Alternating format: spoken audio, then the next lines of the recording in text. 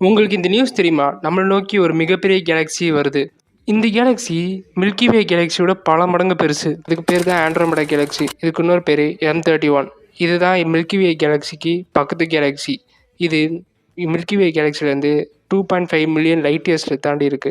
இது எவ்வளோ பெருசுனா, இதோட டயாமீட்டரே 2,20,000 லைட் இயர்ஸ். இது மில்கி வே கேலக்ஸியை நோக்கி 110 கிலோமீட்டர் பெர் செகண்ட்ல வருது. அல்லது 3,96,000 கிலோமீட்டர் பெர் ஹவர். நம்ம இந்த ஸ்பீடை வச்சு எர்த்துலேருந்து மூணுக்கு 1 மணி நேரத்திலே போயிடலாம். என்னடா இது இந்த ஸ்பீடில் இருந்தால் உடனே வந்துருமான்னு நினைக்காதீங்க. ஏன்னா இது வரதுக்கு 5 பில்லியன் வருஷங்கள் ஆகும். ஏன்னா அது லைட் இயர்ஸ் தாண்டி வந்துகிட்டு இருக்கு. இதனால நம்ம பூமிக்கு ஒன்றும் ஆகாது.